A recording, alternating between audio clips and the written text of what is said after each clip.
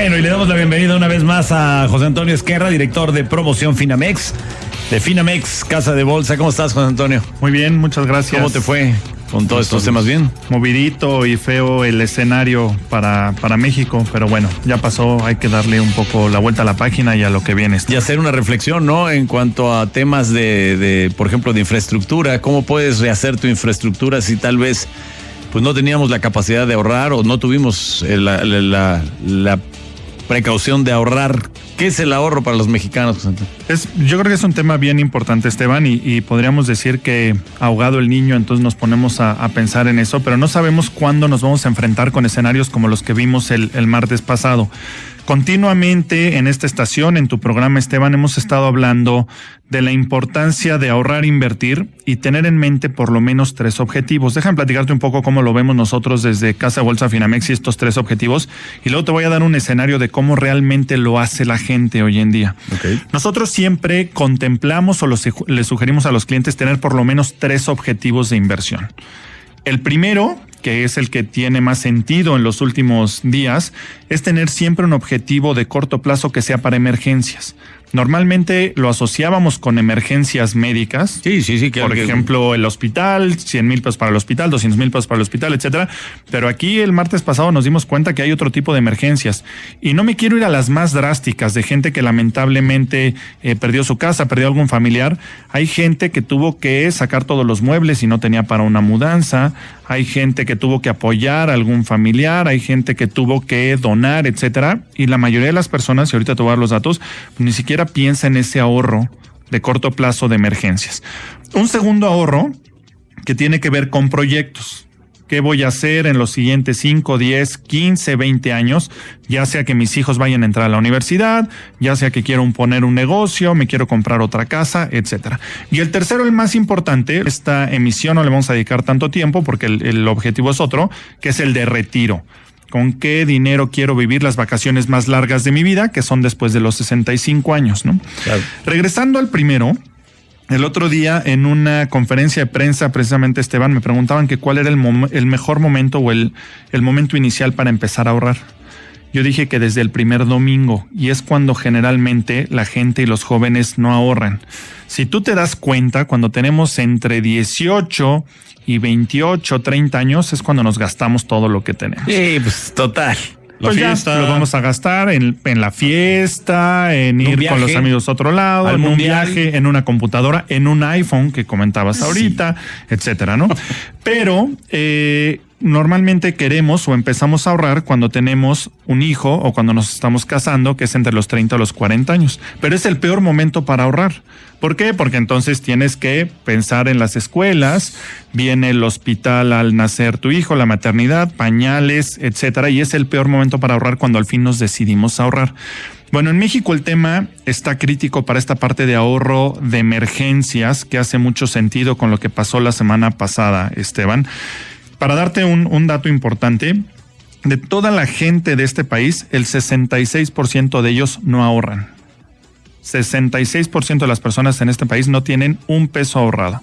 De la diferencia, que es el 34%, el 12% de este 34% se compone 12%, lo hace en una cuenta bancaria, que es adecuado, 1.2% solamente lo hace a través del Afore, que es muy bajo, 1% a través de inmuebles, el 0.3%, el 9% a través de cajas de ahorro, y el más importante de todos, 10% de las personas que ahorran, que quedamos que solo es el 34%, el 10% lo hace abajo del colchón. Es decir, lo tienen en monedas de oro, o lo tienen en dólares, o lo tienen en el mueble de la cocina. Yo compré un Dalí. En un jarrito. Que bueno, hiciste bien. Ahí está tu ahorro. Era falso. Está bien, entonces el tema es crítico en México. La cultura de inversión y de ahorro sigue siendo crítico, y cuando la vida en general va bien, pues no pasa nada y podemos vivir en el día a día, inclusive nos podemos endeudar en tarjetas de crédito, etcétera. Pero cuando nos enfrentamos con escenarios tan trágicos como el que vimos, no hay manera. Vemos con mucho más importancia el tema de ahorrar para emergencias, el tema de tener proyectos y el tema de vejez, que es un tema que va a ser mucho más crítico en el futuro, ¿no? De los jóvenes entre 18 y 34 años que logran ahorrar, lo hacen solamente para comprar por impulso. O sea, los que ahorran, los que tienen entre 18 y 34 años, ahorran solo porque tienen en la mente un teléfono, o porque tienen en la mente un coche, etcétera, ¿no? Y de los mexicanos que invierten, lo hacen demasiado conservador. El 52% de lo que los mexicanos invierten está asignado a instrumentos en efectivo. Es decir, de los inversionistas, el 52% lo hacen instrumentos en efectivo, como tenerlo abajo del colchón. Entonces, creemos que cada vez cobra mucho más relevancia el empezar y tener, o que haga sentido desde las generaciones jóvenes, el ahorrar, invertir y tener los objetivos muy claros, y no nada más ahorrar para un premio, para un regalo que se vuelve de impulso, y más bien pensar en estos 3 posibles escenarios, los decía: una emergencia, proyecto o la vejez. ¿Qué le recomiendas a la gente que tiene, pues un poquito de excedente? Pues más bien yo le recomendaría a toda la gente que encuentre el excedente. O sea, que se haga su espacio para el excedente. Que se haga el excedente. Normalmente ahorramos lo que nos sobra después de gastar, en lugar de gastar lo que nos sobra después de ahorrar.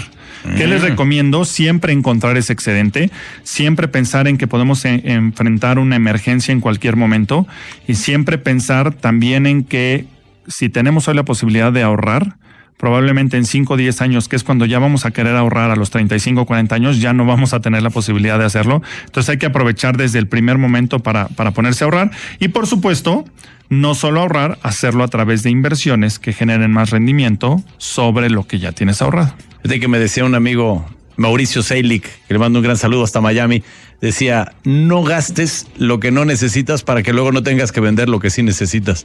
Exactamente. Eran palabras sabias de mi amigo Mau.